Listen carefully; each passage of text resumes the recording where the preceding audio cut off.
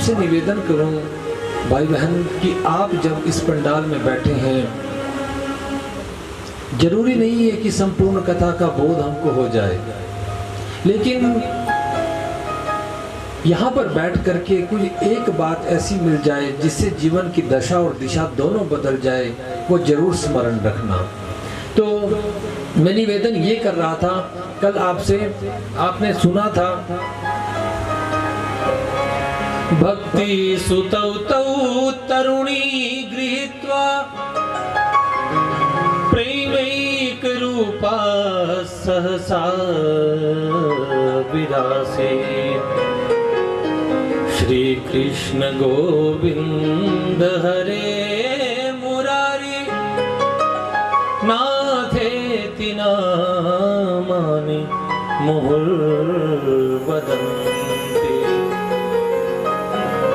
भक्ति के जो दो पुत्र जर्जर अवस्था को प्राप्त हुए थे, वो पुत्र जो है श्रीमद् भागवत की कथा को सुनकर के जो है जवान हो गए और नाचने लगे।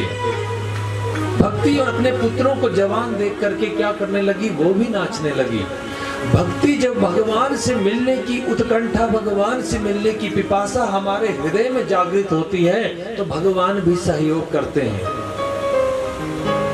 इसलिए जिस प्रकार भक्ति महारानी अपने पुत्रों को देख करके प्रसन्न हुई, उसी प्रकार हम भी अपनी भक्ति को ऐसा प्रगाढ़ बनाएं, ऐसा दिव्य बनाएं कि जो हमारे प्रियतम हैं, जो हमारे ईश्वर हैं, जो हमारे भगवान हैं, वो भी उनके सामने हम भी नृत्य करें। तो कहा महाराज जी कि यदि श्रीमद् भागवत की कथा को सुन करके कोई बूढ़ा जवान हो जाए, नाचने लगे, तो इसमें क्या आश्चर्य की बात है? क्या कोई पापी भी इस कथा को सुन करके पार हो सकता है? तो कथा में इस प्रकार से गाया कि एक बड़े विद्वान ब्राह्मण हुए, श्रोते समार्ते निष्णात द्वितीय एव भास्कर। ऐसा श्रीमद् भागवत में लिखा कि श्रोत और स्मार्त कर्मों में निष्णात थे, परिपूर्ण थे। और उन पंडित जी का नाम था आत्मदेव। क्या नाम था? जोर से बोलना पड़ेगा। हाँ, आत्मदेव जी प्रतिदिन जो है उनकी दिनचर्या ये थी, पुरोहित्य कर्म करते थे। घर में किसी प्रकार की कोई कमी नहीं, किसी चीज का कोई अभाव नहीं। लेकिन उनकी एक सुंदर सी पत्नी थी जिसका नाम था श्रीमती, बोलो ना, धुंधली देवी। क्या नाम था? हाँ, धुंधली। घर में हर प्रकार की संपन्नता, लेकिन मेरे भाई बहन किसी ना किसी चीज का अभाव प्रत्येक व्यक्ति के जीवन में रहता है। भगवान बहुत कुछ देते हैं लेकिन सब कुछ नहीं देते हैं। इसलिए ध्यान रखना, जिस प्रकार आत्मदेव के पास धन, संपदा, वैभव, ऐश्वर्य, ज्ञान, हर वस्तु उसके पास सुलभ थी, लेकिन उसके घर में कोई नन्हा मुन्ना बच्चा नहीं था, कोई उसके संतान नहीं हुई। अगर वो दान में दी हुई गौ माता को भी अपने घर में लेकर के आता तो वो गौ भी बांझ हो जाती। यदि अपने घर के आंगन में कोई सुंदर सा फलदार वृक्ष लगाए तो उस वृक्ष में फल ही नहीं लगते। ऐसा विचित्र दृश्य देख करके आत्मदेव को बड़ी गलानी होती थी। एक दिन तो उसके मन में यहाँ तक बात आ गई, गृहं त्यक्त्वा वनम गतः, घर छोड़ करके वन में चला गया, इस उद्देश्य से कि वन में जाऊंगा और वन में जाकर के अपने प्राणों का त्याग कर दूंगा। वन में जाकर के एक सुंदर से वृक्ष की छाया में बैठा विचार करने लगा कि किस प्रकार से मृत्यु का वर्ण करूं। तो उतने में क्या देखता है, जोर जोर से विलाप कर रहा था। उस समय उधर से एक संत गुजर रहे थे और उन संत महात्मा को देख करके उनके चरणों में गिर पड़ा और चरणों में गिर करके याचना करने लगा कि भगवान मेरी विपदा का निवारण करो, मेरी समस्या का समाधान कीजिए। तो कहा इस जंगल में ये घूम रहा है, हो ना हो भगवान के लिए तड़फ रहा होगा, भगवान के लिए रो रहा होगा। लेकिन जैसे ही उसने अपनी व्यथा उस संत के सामने कही तो वो कहने लगा कि मुझे पुत्र चाहिए। तो संत ने कहा ये तो भगवान ईश्वराधीन है, किसको क्या चीज मिलनी है ये उसके प्रारब्ध पर निश्चित करता है। तो कहा कि हम कोई भगवान तो है नहीं कि तुम्हें कुछ और दे दें, लेकिन इतना जरूर है उस हरि का ध्यान करो। हरि का यदि स्मरण तुम करोगे तो अवश्य ही तुम्हारी विपत्ति दूर हो जाएगी और तुम्हारे घर में संतान होगी। लेकिन अब तो कहने लगा कि महाराज जी, मैंने सुना है संतों के आशीर्वाद में, संतों के चरणों की धूली में ऐसा एक अद्भुत आशीर्वाद छुपा हुआ होता है कि जिसके सिर पर हाथ रख दें उसका जो है जीवन संवर जाता है। इसलिए आप मुझे पुत्र दें, अन्यथा मैं आपके चरणों में गिरकर अपने प्राणों का त्याग कर दूंगा। अब संत सोचने लगे ये कैसी समस्या आन पड़ी। तो संत ने क्या किया कि हे ब्राह्मण देवता, मैंने तुम्हारे मस्तिष्क की रेखा को पढ़ लिया है। देखो, मानव देह जो है ज्योतिष शास्त्र जो है नेत्र रूप में कहा गया है। हमारे शरीर में 3 जगह रेखाएं होती हैं जिनको देख करके कई लोग भविष्य बता देते हैं। कई बार देखना आपने, कोई सिद्ध पुरुष जब आता है किसी के घर अथवा कहीं मिलते हैं तो वो माथा देख करके, ललाट देख करके ही क्या कह देते हैं, भविष्य कह देते हैं कि तुम्हारे साथ ऐसा होगा या हुआ होगा। होता है ना ऐसा। दूसरी जगह होती है ये आपके हाथ। इन हाथों की ये रेखाएं, ये भी आपके भविष्य को बता सकती हैं। लेकिन हो कोई सुजान, कोई बुद्ध पुरुष हो, कोई गुणी व्यक्ति हो, वही बता सकता है। और तीसरी जगह जो होती है वो होती है चरण। चरणों में भी रेखाएं होती हैं। जैसे मेरे भगवान बाल मुकुंद के चरणों में कितने 24 चिन्ह हैं, उसी प्रकार से क्या कि हमारे चरणों में तो रेखाएं, चिन्ह तो भगवान भाग्यशाली किसी के होते हैं। तो मैं निवेदन ये कर रहा हूं कि उस संत ने जैसे ही उस पंडित जी आत्मदेव को निहारा तो कह दिया, सप्त जन्मावधि तव पुत्रो नैवचने वच। हे ब्राह्मण देवता, तेरे इस जन्म की मैं क्या कहूं, तेरे 7 जन्मों तक संतान का योग नहीं है। तो कहा कि महाराज, मैं तो एक जन्म में ही अपने संतान के लिए इस जंगल में तड़प रहा हूं और आपने 7 जन्मों की मुझे कहानी बता दी। तो अब तो मैं अवश्य ही आपके चरणों में गिर करके अपनी मृत्यु का वरण करूंगा, और जो मेरी मृत्यु होगी तो ब्रह्म हत्या के भोगी आप बनेंगे। संत ने कहा, महाराज मैं आपसे कब कह रहा हूं कि आप मर जाइए। जब आत्मदेव नहीं माने तो उस संत ने मेरे भगवान श्री कृष्ण का ध्यान किया और अपनी झोली से एक फल निकाल करके उस आत्मदेव को दिया और कहा कि यदि तेरी पत्नी इस फल को खाए और मेरे बताए गए नियमों का भली भांति जो है वो उसका समाधान करे तो तेरे घर में अवश्य ही जो है पुत्र होगा।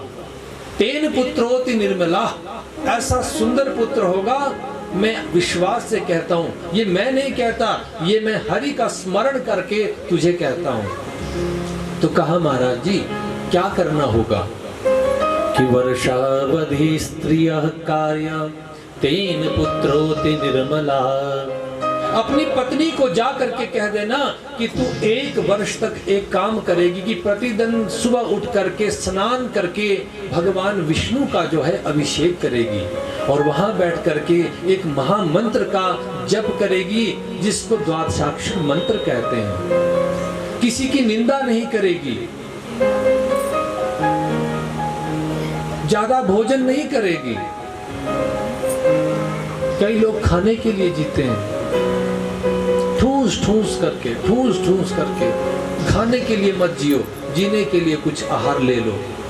तो कहने का अभिप्राय है कि 1 वर्ष तक यदि तेरी पत्नी इन थोड़े थोड़े नियमों का पालन करेगी तो तेरे घर में संतान हो जाएगी। इतना कह करके संत वहां से चले गए और आत्मदेव भी उस फल को लेकर के घर लौटे। अपनी पत्नी को आवाज लगाई, धुंधली देवी, धुंधली देवी।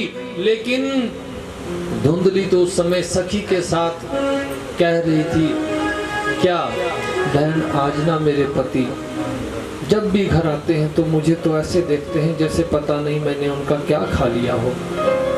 क्या खाती हूँ बहन, सुबह में नाश्ते में 14 पराठे खाती हूँ और दिन के दोपहर के भोजन में तो 18 फुलके से ज्यादा कभी खाया ही नहीं। ऐसी ऐसी बातें कर रही थी। तो उस समय धुंधली ने जब अपने पति की आवाज को सुना, दौड़ी दौड़ी आई। कहिए महाराज क्या बात? आत्मदेव आज आप इतने जल्दी आ गए। देखो, स्त्रियों के लिए कुछ धर्म कहे गए हैं। कभी भी किसी माता को अपने पति का नाम नहीं लेना चाहिए। माता के लिए ही नहीं अपितु किसी व्यक्ति को अपना नाम लेना ही नहीं चाहिए। उससे क्या होता है, भाग्य क्षीण होता है भैया। जो लोग मैं ज्यादा करते हैं ना, अपना नाम, यदि मैं ना होता वहां अपना नाम लेकर के कहते हैं, तो कहा है शास्त्रों में कि आत्म नाम गुरोर नाम, अपना नाम कभी नहीं लेना चाहिए। बहुत आवश्यक स्थिति में यदि आप पड़ जाएं तो उस समय आप बोल सकते हैं, लेकिन वैसे ही बार बार अपना नाम ये नहीं बोलना चाहिए। गुरोर नाम, अपने गुरु का भी नाम नहीं लेना चाहिए। कई लोग जोर जोर से ढिंडोरा पीटते हैं कि मेरे गुरुजी वो फलाने। और ज्येष्ठ पुत्र का नाम, जिसके घर में ज्येष्ठ जो पुत्र होता है उसका नाम भी नहीं लेना चाहिए, उसकी आयु क्षीण होती है। पति को पत्नी का नाम नहीं लेना चाहिए और पति को पत्नी का नाम नहीं लेना चाहिए। पुराने लोगों को देखना वाला, पुराने, अब नया जमाना है भाई, अब क्या बोला, आजकल तो हेलो अशोक, कब आए ऑफिस से, बोलते हैं ना ऐसा नहीं बोलना चाहिए भैया। कथा यदि आप श्रवण कर रहे हैं तो मेरी व्यासपीठ आपसे निवेदन करती है कि आत्म नाम गुरुर नाम, अर्थात कहने का सीधी सी बात यह है कि इनके नाम नहीं लेने चाहिए। इनको किसी संबोधन से बुलाना चाहिए, विशेषण दे करके बुलाना चाहिए। जैसे कथा सुनते होंगे आप, सुदामा चरित्र सुना होगा आपने कभी। सुदामा चरित्र में सुदामा का नाम नहीं, विचार कर लिया। तो विचार करने लगी धुंधली, वो विचार ये करने लगी, लालने पालने दुखम प्रसूताश्च वर्तते। ऐसा लिखा श्रीमद् भागवत में कि उसने सुना है कि बच्चों का लालन पोषण करना जो है बड़ा कठिन होता है, और जब बच्चा गर्भ में होता है तो माता को अत्यंत जो है वेदना होती है। प्रसव के समय अत्यंत, दूसरा जन्म ही माँ का होता है, इसलिए तो वो जननी है। तो कहा कि इतना दुख मैं कैसे सह पाऊंगी, तो अपने पति से झूठ कह दिया कि अभी मैंने स्नान नहीं किया है, मैं स्नान कर लूं, भगवान को वंदन कर लूं, उसके बाद मैं इस फल को जरूर खा लूंगी। आत्मदेव जी ने सोचा कि अवश्य ही ये फल को खा लेगी, लेकिन हुआ उससे विपरीत। उतने में उसकी एक बहन आई जो गर्भवती थी। उसने अपनी बहन को पूरी पट्टी पढ़ा दी कि बहन तू ऐसा कर, जो मेरे गर्भ से होगा वो मैं तुझे दे दूंगी, तेरे घर में धन बहुत है, तू थोड़ा धन मुझे दे देना। उतने दिन उस धुंधली ने क्या किया, वो फल तो जो था एक गाय को दे दिया और अपने उदर पर कुछ वस्त्र लपेट करके अपने पति से झूठ कहने लगी कि मुझे गर्भ हो गया है। कालांतर में उस धुंधली के, जब उसकी बहन के पुत्र हुआ तो धोखे से उस पुत्र को वहां पहुंचा दिया गया और ढिंडोरा पिटवा दिया गया कि धुंधली ने पुत्र को जन्म दिया है। बोली धुंधली महारानी की। देखो धुंधली की विजय बोल रहे हो आप, आपका कथा में नियम है, हमको पता होता है। क्या कह रहे हैं? बोली बांके बिहारी लाल की। आप मेरी तरफ ध्यान दीजिए तो बात थोड़ी समझ में आएगी। और जैसे ही पता लगा तो अब तो आत्मदेव जी जो मिष्ठान लेकर के घर घर घूमने लगे और मिठाई बांटने लगे कि देखा मैंने कहा था ना कि मेरे घर में भी संतान होगी। तो अब क्या हुआ, तत्फलम धेनुवे समर्पितम, वो जो फल था वो तो एक गाय को दिया गया था। और ठीक 3 महीने बाद क्या हुआ कि गाय ने भी एक बच्चे को जन्म दिया, जिसके कान तो गौ माता की तरह थे, शरीर आदमी का था। तो ऐसे अद्भुत बालक को देख करके आत्मदेव जी ने उस बच्चे का नामकरण किया गोकर्ण। क्या नाम किया? हाँ, उसके कान गौ की तरह थे, इसलिए उसको क्या कहा गया? गोकर्ण कहा गया। और उधर अपने पुत्र का नाम रखने को जा रहे थे कि उधर जैसे पहुंचे तो आत्मदेव जी सोचने लगे कि मेरे पुत्र का नाम है, मेरा नाम है आत्मदेव, तो मैं अपने पुत्र का नाम रखूंगा परमात्मा देव। लेकिन धुंधली ने कहा कि 9 महीने पेट में रखूं मैं, पीड़ा को सहूं मैं, और नाम रखो तुम अपने नाम के अनुसार। मेरा नाम है धुंधली, इसलिए मेरे पुत्र का नाम भी क्या होगा? जोर से कहना पड़ेगा, धुंधुकारी। धुंधुकारी नाम हो गया। अब जब नाम हुआ, यथा नाम तथा गुण, जैसा नाम होता है वैसी प्रतिभा होती है। इसलिए तो पहले के नाम आप देखो कितने सुंदर सुंदर नाम होते थे।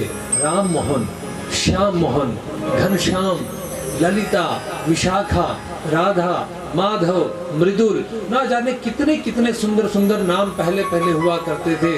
आजकल तो चिंटू और पिंटू के सिवा कोई नाम ही नहीं, और बस वो चिंटू और पिंटू बाद में ऐसा ऐसा क्या कहें। तो क्या हुआ, लिखा है श्रीमद् भागवत में, गोकर्णो पंडितो ज्ञानी धुंधुकारी महाखल,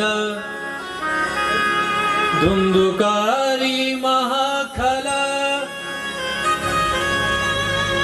गोकर्ण जी तो पढ़ लिख करके बड़े विद्वान बने, लेकिन वो धुंधुकारी खल बना, मूर्ख बना, शठ बना। क्यों बना?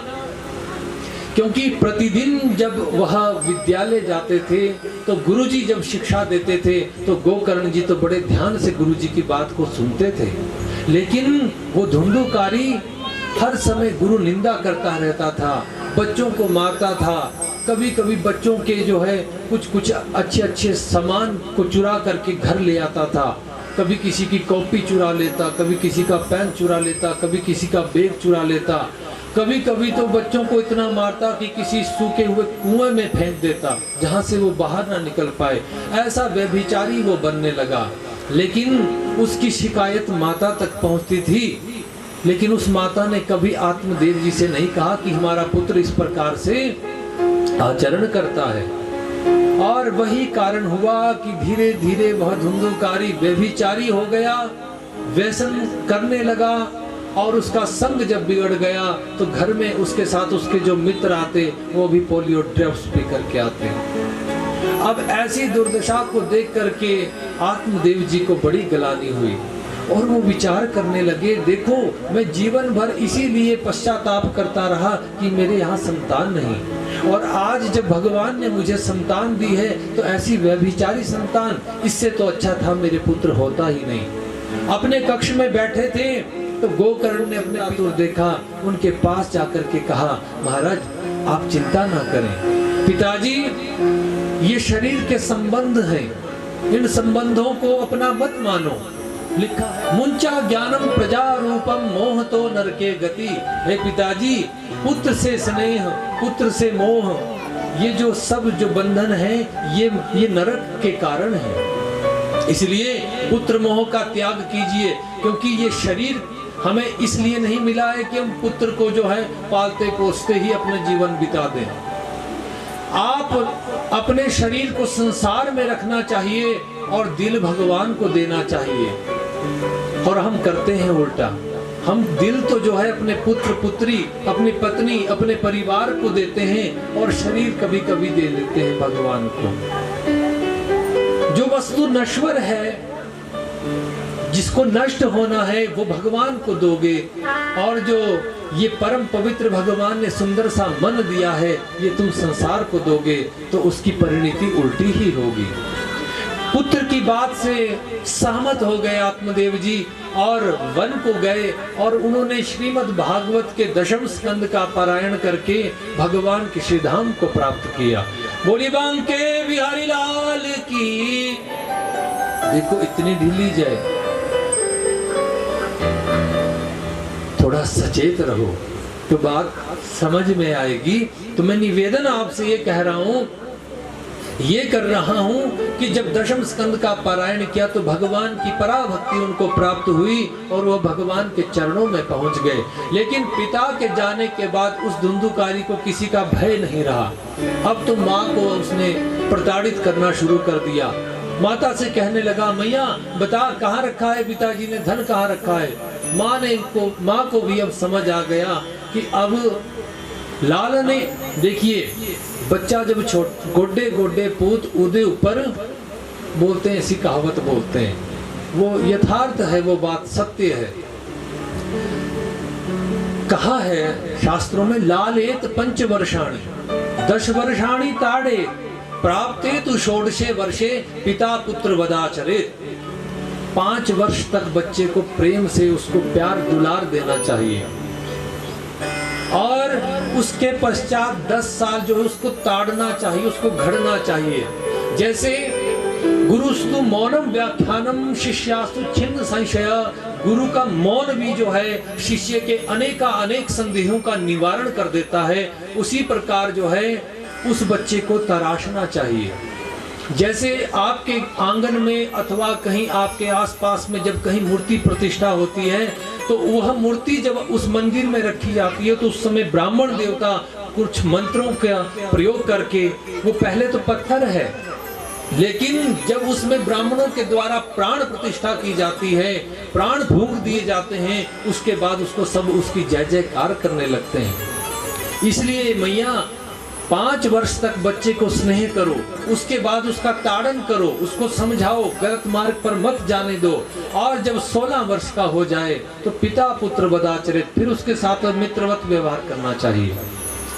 फिर उसको समझाने से, जैसे पक्के घड़े में क्या नहीं होते, पता नहीं क्या नहीं होते, वैसे ही पुत्र भी होता है। अगर समझना होगा 16 वर्ष तक समझाओ, उसके बाद छोड़ दो।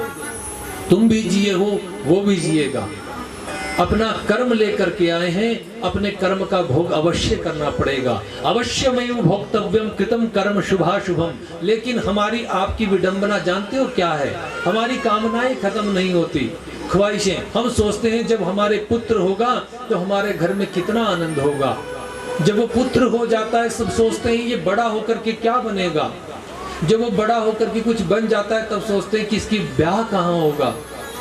जीवन भर ये ख्वाहिशें ऐसी चलती हैं कि वो व्यक्ति जो है इस परिवार से बाहर कभी निकल ही नहीं पाता।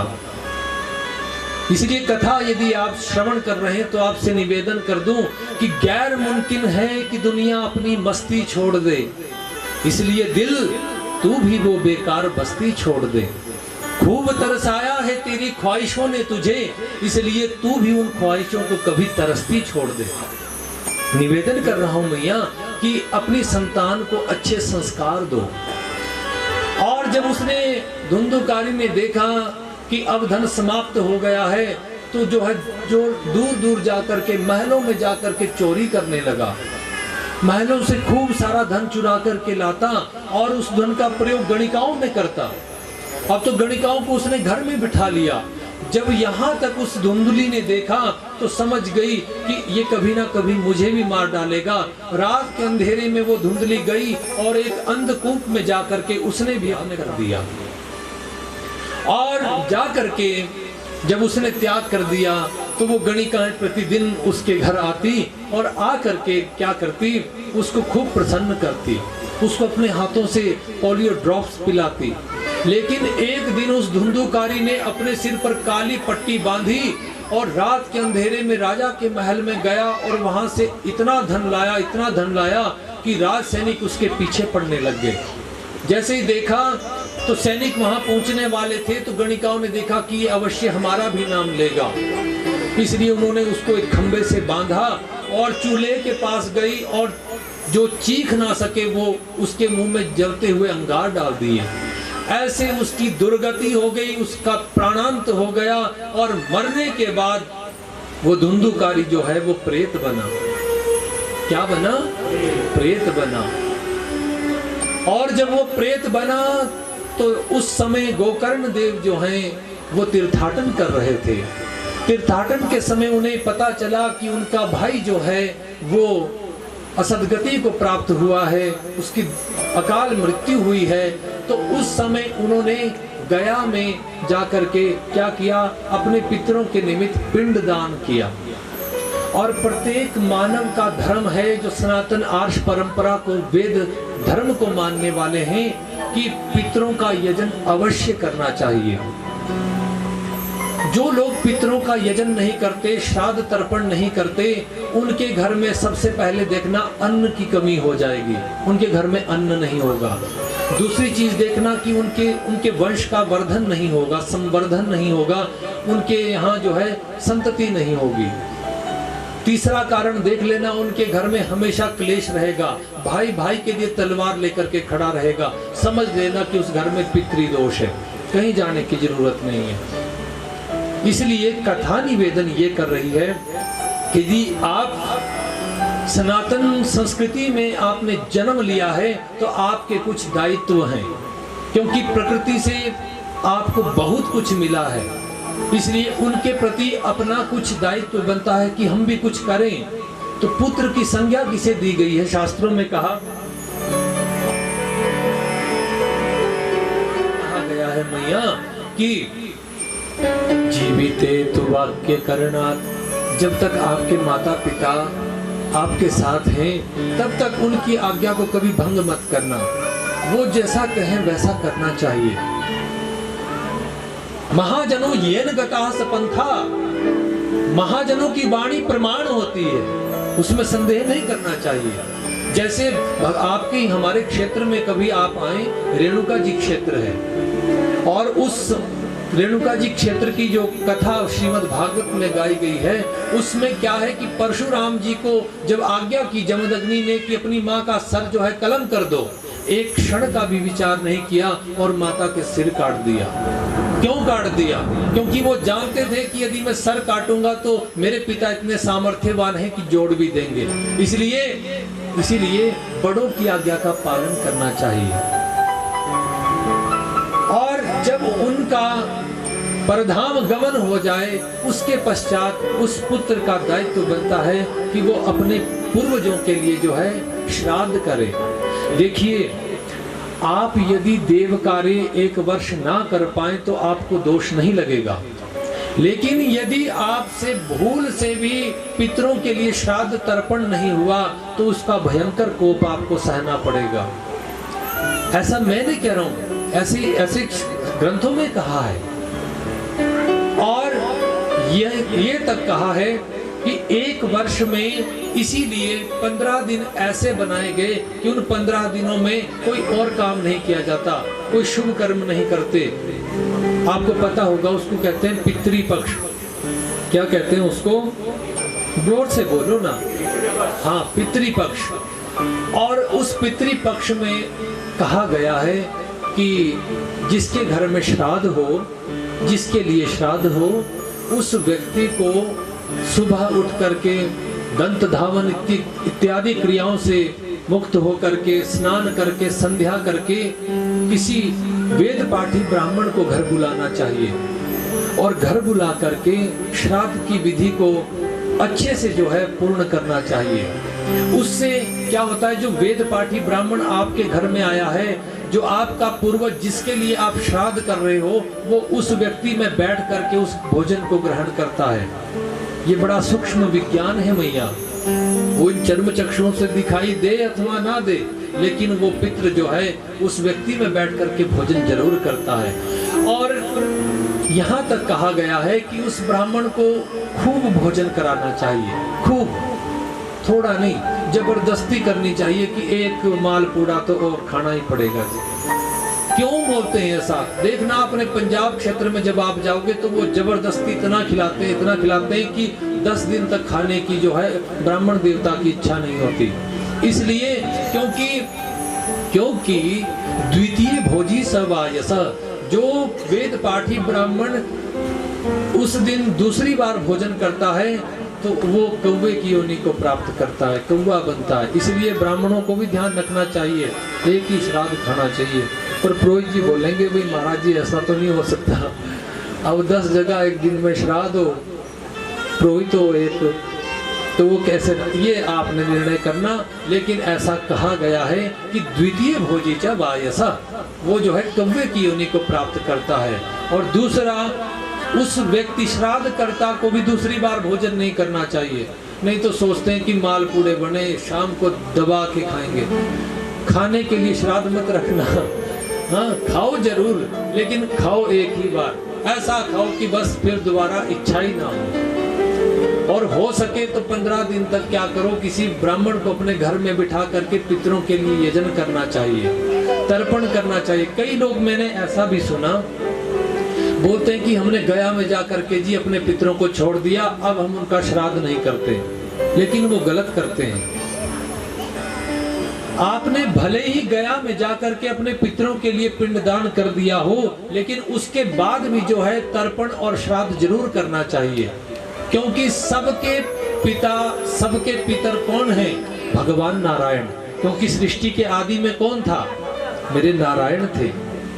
उससे ये समस्त जगत उत्पन्न हुआ, उसी ने पालन किया और उसी में वो सूक्ष्म रूप में विद्यमान हो जाएगा। इसीलिए जब आपके घर में कभी तर्पण होता है ना, तो अंत में ब्राह्मण देवता एक मंत्र कहते हैं, अनेन तर्पणाख्य कर्मणा श्री जगदीश्वर नारायण प्रियंताम नाममा, कि ये जो कर्म हमने किया, ये इसका संपूर्ण फल जो है नारायण जो है उनके चरणों में हम अर्पण करते हैं। नारायण के प्रसन्न होने से ब्रह्मांड प्रसन्न हो जाता है, और जब ब्रह्मांड प्रसन्न हो जाता है तो उसमें हमारे पितर भी हैं, वो भी प्रसन्न हो जाया करते हैं। बोले बांके बिहारी लाल की। तो इसलिए श्राद्ध जरूर करना। आजकल सबसे अधिक यदि न्यूनता किसी कर्म में पाई जा रही है तो वो है श्राद्ध कर्म। हमारी पीढ़ियां जो आने वाली हैं वो श्राद्ध कर्म से हट रही हैं। इसलिए कथा यदि आप बैठ करके श्रवण कर रहे हो तो अपनी संस्कृति से अपने बच्चों को अवगत जरूर करवाएं। तो गोकर्ण जी ने गया में भी पिंडदान किया, लेकिन जब वह घर आए तो या निशा सर्वभूतानाम तस्याम जागृति संयमी, जब समस्त संसार जो है निद्रा देवी की शरण में होता है, उस समय जो संत महामुनि होते हैं, मुनिवृंद होते हैं, वो एकांत में उस निराकार पर रहते हैं। और जब ध्यान करने लगे गोकर्ण जी, तो उस समय उनके सामने एक विकट समस्या उत्पन्न हो गई। उन्होंने देखा प्रहसंतम रुदंतम च विकटाकृतिम, एक विकट आकृति का व्यक्ति उनके सामने बार बार प्रकट होता और रुदन करता। कभी हंसता है, कभी रोता है, कभी कौवे के रूप में आता है, कभी कुत्ते के रूप में आता है, कभी भैंसे के रूप में आता है। लेकिन उसको देख करके उधर नहीं देखना अपने मैया, आप मेरी तरफ देखो। बच्चे तो रोते हैं, बड़े रोते देखा आपने किसी को? आप नहीं रोते, आपके आंसू सूख गए। ये बच्चे रोने लगे हैं ना, जिसके होंगे ना वो जाएगी मैया और इसको लेकर के थोड़ी दूर जाएगी, थोड़ा कुछ खिला पिला के फिर लेकर के आएगी। इसलिए ना आपने, बाकी आप सभी ने मेरी तरफ ध्यान देना। मैं निवेदन आपसे ये कर रहा था कि जैसे ही वह विकट आकृति उनके समक्ष प्रकट हुई तो गोकर्ण जी ने क्या किया, अपने हाथ में जल लिया और जल उस छाया पर जैसे ही मारा तो उस समय वहां से एक आवाज आई और गोकर्ण जी ने पूछा कि तुम कौन हो? उस छाया ने प्रत्युत्तर दिया और कहा, अहम भ्राता त्वदीयोऽस्मि धुंधुकारीति नामतः स्वकीयेनैव दोषेण ब्रह्मत्वं नाशितं मया। अहम भ्राता त्वदीयोऽस्मि, अरे मैं तुम्हारा भाई हूँ। धुंधुकारी थी नामतः, मेरा नाम धुंधुकारी है। जैसे ही सुना गोकर्ण ने कहा, अरे धुंधुकारी तुम यहाँ कैसे? स्वकीयेनैव दोषेण, मेरे अपने कर्मों के कारण भैया मैं यहाँ पर हूँ। अरे मैंने तो तुम्हारे लिए गया में जाकर के पिंडदान दिया, फिर भी तुम्हारी मुक्ति नहीं हुई। तो कहा, आप चाहे गया श्राद्धम मुहुर्मुहु, बार बार गया श्राद्ध कर लो, लेकिन मेरे जैसे पापिष्ट व्यक्ति की कभी भी जो है मुक्ति नहीं हो सकती। इसलिए हे भैया, तुम पढ़ लिख करके विद्वान बने हो, मेरी मुक्ति करें। तो गोकर्ण जी ने कहा कि भैया तुम इस समय यहाँ से जाओ, मैं अवश्य तुम्हारी मुक्ति के लिए कोई कुछ उपाय करूंगा, कुछ साधन करूंगा। प्रातः काल गोकर्ण जी संध्या वंदन से जब निवृत्त हुए, जब सूर्य अर्घ्य दे रहे थे, तो सूर्य भगवान से ही पूछ लिया कि हे सूर्य देव, आप ही हमें कुछ अब साधन बताएं कि हम अपने भाई की मुक्ति कैसे करें। तो कहते हैं सूर्य देव एक क्षण के लिए ठहर गए और उन्होंने आत्मदेव जी के पुत्र गोकर्ण से कहा कि तुम उनके लिए श्रीमद् भागवत की कथा कहो। तो आषाढ़ महीने में गोकर्ण जी को जो है शुभ दिन प्राप्त हुआ और पहली बार गोकर्ण जी ने कथा को गाया। समस्त जन उस कथा को सुन करके आनंदित हुए। लेकिन जहां पर कथा हो रही थी वहां पर अब देखो प्रेत का शरीर तो होता नहीं, तो उस प्रेत को कैसे एक स्थान पर टिकाया जाए। तो वहां पर एक 7 ग्रंथि वाला बांस जो है उस पर उस प्रेत को बिठाया गया। तो इसीलिए जहां कहीं जब कथा होती है तो सप्त ग्रंथि का एक बांस जो है व्यासपीठ के नजदीक लगाया जाता है। इसीलिए वो जितने प्रेत योनि में गए हुए प्राणी हैं उनकी इस भागवत की कथा को सुन करके मुक्ति हो जाया करती है। पीढ़ियों की पीढ़ियां जो हैं वो भगवान के वैकुंठ धाम को चला जाया करती हैं। इसलिए कथा आपसे निवेदन करती है भैया कि इस सप्ताह में यदि हर व्यक्ति इतना संपन्न नहीं है कि उसके घर में भी इतना बड़ा आयोजन हो सके, तो आपके क्षेत्र में भी मैं निमंत्रण देता हूँ। जो कोई भाई बहन अपने पितरों की मुक्ति के लिए इस यज्ञ में आहुति डालना चाहता है, तर्पण श्राद्ध करवाना चाहता है, वो यहाँ व्यासपीठ के पास आकर के अपने पितरों के लिए तर्पण अवश्य करना चाहिए। इसलिए क्योंकि सर्वजन सुखाय सर्वजन हिताय, ये कथा उसी उद्देश्य से हो रही है। इसीलिए सबका कल्याण हो, सबका भला हो, सर्वे भवन्तु सुखिना सर्वे सन्तु निरामया, सभी जो हैं हर प्रकार के सुख को प्राप्त करें, इस कामना को लेकर के यज्ञ हो रहा है। इसलिए आप जरूर जो हैं अपने पितरों के उद्धार के लिए तर्पण आदि कर्म जरूर करवाएं। क्या हुआ, कथा तो हुई, लेकिन अब विमान वैकुंठ से आया तो एक आया और धुंधुकारी बड़ा सुंदर सुंदर वेश बना करके चतुर्भुज होकर के उस विमान में आरूढ़ होने लगा। पहले अपने भाई को प्रणाम किया कि भैया तुम धन्य हो जिन्होंने मेरी मुक्ति करवा दी, और धन्य है ये श्रीमद् भागवत की कथा जिसको सुन करके मेरी प्रेत जो योनि थी वो छूट गई। भगवान के पार्षद धुंधुकारी को ले जाने लगे तो उसी समय गोकर्ण जी ने कहा, महाराज जी मैंने अपने भाई की मुक्ति के लिए तो कथा कही, लेकिन क्या कहा श्रीमद् भागवत में, अत्र बहवः सन्ति श्रोतारो मम निर्मला आनीतानि विमानानि